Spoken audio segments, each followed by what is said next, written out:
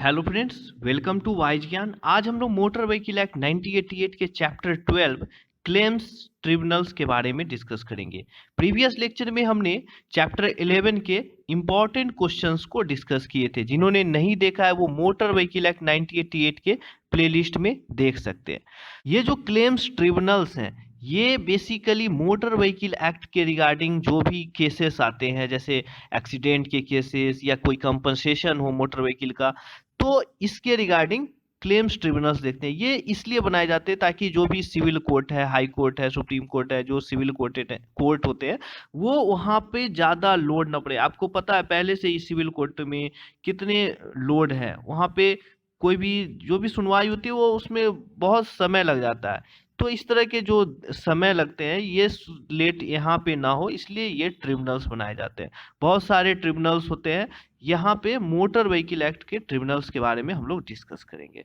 जो claims tribunals जो section 165 है क्लेम्स ट्रिब्यूनल, ये हम लोगों ने पढ़ा था। जो क्लेम्स ट्रिब्यूनल का जो गठन होता है, मीन्स कि क्लेम्स ट्रिब्यूनल बनाया जाता है 165 सेक्शन 165 के तहत बनाया गया है।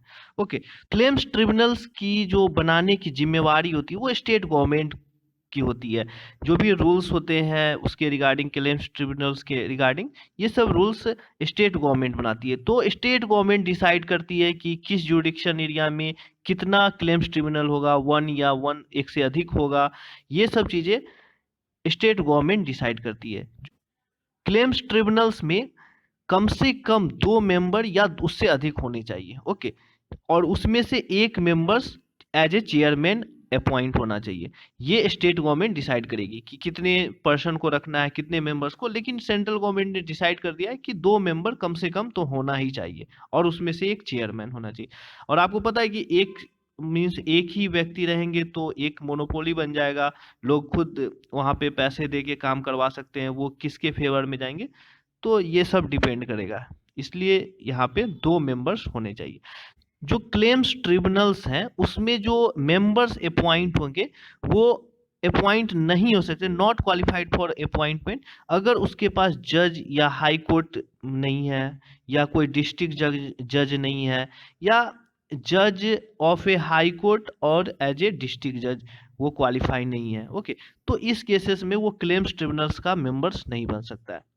ओके, जो सबसेक्शन 4 है, where 2 or more claims tribunal are constructed for any area, means कि अगर मान लेते हैं कि कोई एरिया है, कोई जुडिक्शन एरिया है, तो उसमें 2-2 क्लेम्स ट्रिब्यूनल्स हैं, तो स्टेट गवर्नमेंट डिसाइड करेगी कि मतलब उसके कार्य का बंटवारा किस तरह से होगा, कि हाँ आपको ये कार्य करना है, आपको ये कार्य करना है, ये सब चीज़ें स्टेट गवर्नमेंट करेगी। जो भी सारे चीज़ें हम लोगों ने भी पढ़ा क्लेम्स ट्रिब्यूनल्स में, वो सारे स्टेट गवर्नमेंट ही रूल्स बना सकती है। सेक्शन 166 एप्लीकेशन फॉर कंपनसेशन, तो जो कंपनसेशन होते हैं उसके लिए एप्लीकेशन दे सकते हैं। जो भी कोई एक्सीडेंट होता है, कोई इंजरी होता है, हम लोगों ने पढ़ा था मोटर व्हीकल जो कंपनसेशन होता है अगेंस्ट थर्ड पार्टी रिस्क, तो ये इसके थ्रू जो कंपनसेशन लेंगे, कौन लेंगे, जैसे कोई इंजरी होती है या किसी की प्रॉपर्टी, कोई ओनर है उसका प्रॉपर्टी डैमेज होता है, तो उस केसेस में वो कंपनसेशन कर सकता है। तो उसके लिए वो कहाँ पे जाएगा, क्लेम्स और ट्रिब्यूनल्स में जाएगा।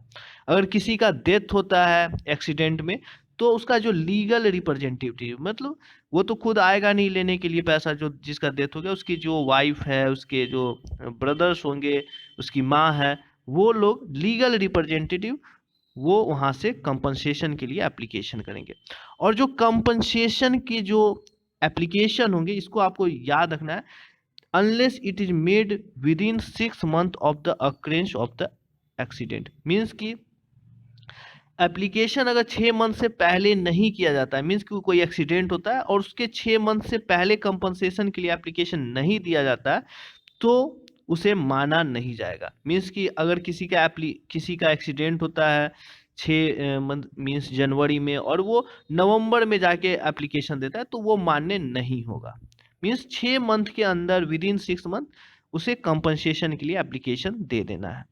नेक्स्ट जो हमारा है section 167 option regarding claims for compensation in certain cases, तो जो कंपनसेशन है, तो बहुत सारे ऑप्शन होते हैं, जैसे वर्कमैन कंपनसेशन एक्ट 1923, मीन्स कि जहीं कहीं पे कोई कंपनी में कोई कार्य कर रहा है, वहाँ पे कुछ एक्सीडेंट हो गया व्हीकल से, और वहाँ पे वो कंपनसेशन वर्कमैन्स कंपनसेशन एक्ट 1923 के ले सकता है, इसके कंडीशन से भी ले सकता है, या मोटर व्हीकल एक्ट के कंडीशन से भी ले सकता है। तो ऐसा नहीं कि वो यहाँ से भी कंपनसेशन ले ले और मोटर व्हीकल से भी कंपनसेशन ले ले, ये नहीं है। But not under the both, means यही चीज यहाँ पे मेंशन है कि आप कंपनसेशन यहाँ से लीजिए या यहाँ से लीजिए।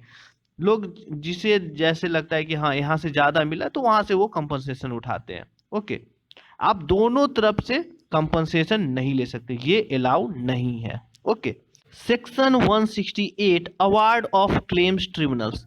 तो क्लेम्स ट्रिब्यूनल्स अवार्ड मीन्स कि जो भी कोई एक्सीडेंट होता है तो क्लेम्स ट्रिब्यूनल वो जो कंपनसेशन राशि है उसकी, हाँ, कि इतने कंपनसेशन राशि आपको देना है, तो वो अवार्ड कर देगी, हाँ इतना जिक्र कर देगी कि इतना आपको देना है। तो इसमें क्या करना है कि जो भी एप्लीकेशन आएंगी कंपनसेशन के रिगार्डिंग, तो उसमें जो भी पार्टी होंगे, ड्राइवर होंगे, ओनर होंगे, जो इंश्योरेंस कंपनी है, उनको उनकी बातों को सुना जाएगा।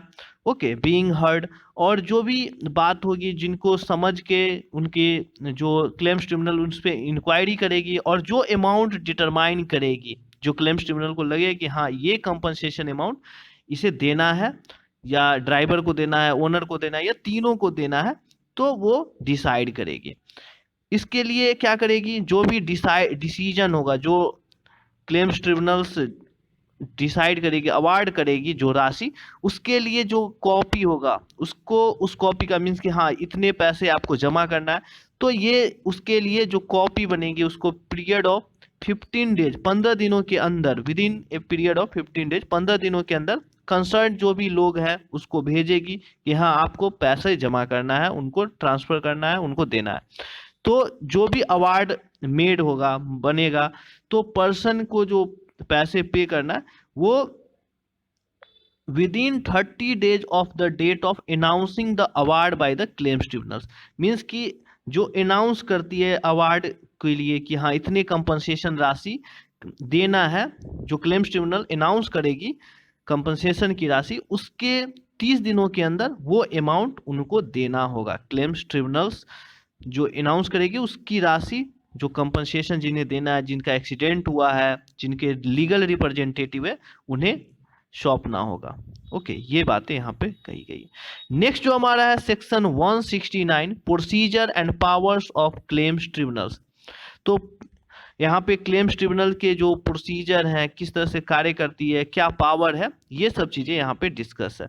तो जो भी क्लेम्स ट्रिब्यूनल है वो जिस तरह से पावर होते हैं सिविल कोर्ट के, वो उस तरह से ओथ ले सकते हैं, मतलब शपथ लेवा सकते हैं, अटेंडेंस ऑफ विटनेस, जो भी गवाह हैं उसकी अटेंडेंस, जो भी उसके लिए डॉक्यूमेंट्स चाहिए, कोई इंक्वायरी करनी है, तो ये सब चीज़ें क्लेम्स ट्रिब्यूनल्स कर सकती है। अगर उसे लगता है कि कोई, जैसे किसी तरह का केस, इस तरह का कोई केस होता है कि इसमें कोई एक्सपर्ट की राय लेनी है, ओके, तो उस केसेस में एक्सपर्ट को वो असिस्ट करने के लिए रख सकती है, कोई भी केसेस के लिए, ये सब चीजें क्लेम्स ट्रिब्यूनल्स कर सकती है। नेक्स्ट जो हमारा है section 117 impleading insurance in certain cases. अगर ऐसा लगता है कि क्लेम्स ट्रिब्यूनल को कि जो भी क्लेम्स कोई भी कंपनसेशन के लिए जो एप्लीकेशन है वो दो लोगों के मिली भगत से आती है, इम्प्लीडिंग किया जा रहा है इंश्योरेंस को, मीन्स कि इंश्योरेंस को, क्योंकि दो लोगों के मीन्स कि किसी भी तरह की सुनवाई होते हैं, दो लोग हैं और दोनों लोग एक दूसरे को अपोज नहीं करते हैं, तो लगता है कि हाँ ये इस तरह से बना बनाया कोई केसेस है, तो इस केसेस में वो उसे कैंसिल भी कर सकती है, उस पर फाइन भी लगा सकती है क्लेम्स ट्रिब्यूनल्स। और क्योंकि इसमें क्या होगा कि दो लोगों की मिलीभगत से इंश्योरेंस कंपनी को घाटा होगा, तो इंश्योरेंस कंपनी की भी बात को सुनी जाएगी, ये इस केसेस में वो इसे कैंसिल भी कर सकती है। ये चीजें यहाँ पे mention. Section 171 award of interest where any claim is allowed, means कि जो इंटरेस्ट रेट भी अगर क्लेम जो करते हैं, अगर क्लेम्स ट्रिब्यूनल्स को लगता है कि हाँ उसे इंटरेस्ट भी मिलना चाहिए, तो उस केसेस में वो सिंपल इंटरेस्ट की रेट से वो डिसाइड कर सकते हैं कि हाँ आपको इतना इंटरेस्ट देना है, और कब देना है, जब वो क्लेम करते हैं उस दिन से आपको क्लेम्स के जो इंटरेस्ट है वो देने होंगे, या अगर इतना लेट होता है तो आपको इतने इंटरेस्ट से ले सकती है। ये सब सारे रूल्स जो है वो स्टेट गवर्नमेंट बनाती है। तो आपको बताना है कि जो बिहार मोटर व्हीकल्स रूल्स 1992 हम लोगों ने पढ़ा था, 1992, तो वहाँ पे आप लोगों को बताना होगा कि अगर कोई इंटरेस्ट रेट है जो क्लेम्स ट्रिब्यूनल के द्वारा डिसाइड किया गया है, तो कितना डिसाइड किया गया है, आपको ये कमेंट बॉक्स में आपको बताना है इसके answer. Section 172 award of compensatory cost in certain cases. तो इसमें कंपनसेशन के बारे में बात कही गई है कि अगर कोई भी जो भी क्लेम्स ट्रिब्यूनल डिसाइड करती है कि हाँ इतने रुपए तो देना है, अगर कोई केसेस में कोई कंपनसेशन है कि हाँ आपने उसे बहुत ही मेंटली टॉर्चर किया है इस तरह से, तो वो कंपनसेशन कॉस्ट भी वो लगा सकती है। इसमें जो सबसेक्शन 2 थे कि no claims tribunal shall pass an order for special cost under subsection 1, means कि जो भी हमने बताया अभी कि जो कंपनसेशन है सबसेक्शन 1 में यही मेंशन थी कि जो भी कंपनसेशन है मीन्स कि एक्स्ट्रा कोई कंपनसेशन लगाते हैं तो इस केस में 1000 रुपीज से एक्सीड नहीं करना चाहिए। मीन्स कि एक्स्ट्रा मीन्स कि उनके आपने इतने बार उसे तंग किया है, इस इधर उधर आपने उसको मिसलीड किया है, उसने 2-3 बार बुलाया है, या इस तरह से कोई भी केसेस है, तो इस केसेस में आप उसे कंपनसेटरी कॉस्ट भी उन्हें लगा सकते हैं ड्राइवर को या ओनर को। तो इस केसेस में जो कंपनसेटरी जो कॉस्ट है वो 1000 से ज़्यादा एक्सीड नहीं करना चाहिए। बस इसमें ये चीज़ें आपको ध्यान में रखना है। नेक्स्ट जो हमारा है सेक्शन 173 अपील्स। तो जैसे कोई भी सबसेक्शन 2 जो हम लोगों ने पढ़ा था कि कोई पर्सन अगर उसे लगता है कि उसके साथ गलत हुआ है क्लेम्स ट्रिब्यूनल्स के द्वारा, तो वो within 90 days from the date of the award, means कि कोई अवार्ड जिसे मिला है, कंपनसेशन हुआ है जिसे, वो उसे लगता है कि ये इतना बहुत कम कंपनसेशन है क्लेम्स ट्रिब्यूनल्स के द्वारा, तो उसके लिए वो अपील कर सकता है। कहाँ पे कर सकता है? हाई कोर्ट में। जैसे बिहार में कोई अगर इस तरह के मामले तो पटना हाई कोर्ट जाएगा, जैसे हर जगह का हरियाणा का है तो वो चंडीगढ़ हाई कोर्ट जाएगा। तो इस तरह से ये केसेस होंगे, प्रोवाइडेड बशर्ते कि जो भी अपील करेंगे, जो लोग अपील करेंगे उसको अपने हाई कोर्ट में उन्हें पैसा जमा करना होगा, ये 25,000 या 50% of the amount so awarded. Means कि अगर मान लेते हैं कि किसी का पैसा मान लेते हैं कि मान लेते हैं कि हमने 25,000 रुपीज उसे कंपनसेशन मिला, ओके, लेकिन उसे लगता है कि उसके साथ गलत हुआ है, उसे और मिलना चाहिए कंपनसेशन, तो उसे 25,000 का 50% या 25,000 रुपये, मीन्स कि 25,000 का 50% तो 12,500 होगा या 25,000, तो ये इसका 50% रुपीज पे करेगा हाई कोर्ट में। ये केसेस होंगे। और अगर क्यों, और इसका 50% तो 12,500 रुपया होगा, और 25,000 तो मैक्सिमम क्या होगा, मैक्सिमम तो आपका 25,000 हो जा रहा है, तो जो कम लगेगा वही तो आप जमा कीजिएगा, तो 12,500 रुपीज इन्हें जमा करना हो। अगर मान लेते हैं कि किसी का कंपनसेशन की राशि 2 लाख रुपीज है, ओके, 2 लाख, तो इस केसेस में क्या होगा कि उसे 50% इसका क्या होगा, 1 लाख रुपीज या 25,000 रुपया, जो कम होगा, तो कम तो इसका क्या होगा 25,000 रुपया, तो इस केसेस में वो 25,000 रुपीज पे करेंगे, जमा करेंगे हाई कोर्ट में, तब इनका अपील सुनवाई होगा। सबसेक्शन 2 में जो अपील है, आपको अपील जो क्लेम्स ट्रिब्यूनल्स में करना है, उसके लिए जो डिस्प्यूट है आपके मनी का, मीन्स कि आपको लगता है तो 1 लाख रुपए में लगता है कि 1 लाख रुपया ज़्यादा मिलना चाहिए, तभी आप इसमें आप अपील कर सकते हैं। ऐसा नहीं आपको लगता है कि हाँ 5,000 रुपया और मिलना चाहिए तो आप इसके लिए चले गए हाई कोर्ट अपील करने के लिए, ऐसा नहीं कर सकते। आपको कम से कम 1 लाख रुपए, ये अमेंडमेंट हुए थे, इसमें पहले राशि कम थे, around I think 25,000 I think there, but 1 lakh is now means you have to check what is the cost previous. So there is 1 lakh rupees means now in amendment 2019 they mention 1 lakh rupees. so आप लोगों को क्या करना है ना कि जो amendment के बाद जो चीजें आई हैं वो चीजें याद रखने हैं कि अभी जो 1 लाख रुपीज आपके क्लेम्स ट्रिब्यूनल्स में होंगे, तभी आप, अगर आपको लगता है कि 1 लाख रुपीज का हाँ हमें डिस्प्यूट है तो आप जाइए ट्रिब्यूनल्स में, उससे कम का है तो आपको अपील नहीं कर सकते। नेक्स्ट जो हमारा है section 174 recovery of money from insurer as arrear of land revenue. अगर कोई मनी कोई नहीं लौटाता है जो कंपनसेशन दिया गया है क्लेम्स ट्रिब्यूनल के द्वारा, तो इस केसेस में वो लैंड रेवेन्यू के थ्रू या जो भी एरियर के थ्रू, लैंड रेवेन्यू एरियर के थ्रू रिकवर करेगा मनी को। ओके, नेक्स्ट जो हमारा है section 175 bar on jurisdiction of civil courts. तो जो एनी क्लेम्स ट्रिब्यूनल्स है जो भी कंस्टिट्यूटेड है, मीन्स की जो बनाया गया है कोई भी एरिया में, तो सिविल कोर्ट उस पे जुरिडिक्शन पे कोई भी क्वेश्चन एराइज नहीं करेगा। ओके, नेक्स्ट जो हमारा है subsection 176 power of state government to make rules.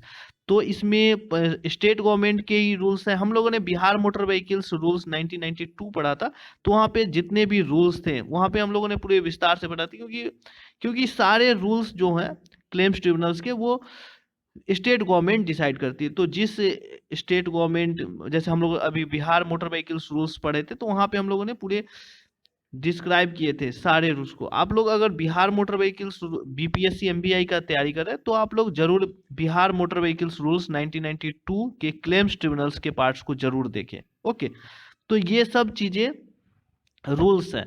जो भी कंपनसेशन में क्या फी लगेंगे, आपके जो एप्लीकेशन होंगे उसमें क्या क्या पार्टिकुलर्स आपको देना है, इसमें आपको कितने फी लगेंगे, क्या प्रोसेस होंगे, क्लेम्स ट्रिब्यूनल किस तरह से हैंडल करेंगे, आपको कहाँ पे आप क्लेम्स ट्रिब्यूनल्स में जाएंगे, किस क्लेम्स ट्रिब्यूनल्स में आपका केस देखा जाएगा, ये सब चीज़ें पे स्टेट गवर्नमेंट रूल्स बना सकती है, किस एरिया में कितने क्लेम्स ट्रिब्यूनल्स होंगे। ओके, तो आज हम लोगों ने जो चैप्टर 12 के सारे जो क्लेम्स ट्रिब्यूनल्स के जो सेक्शन थे उसे डिस्कस किया। Thanks for watching.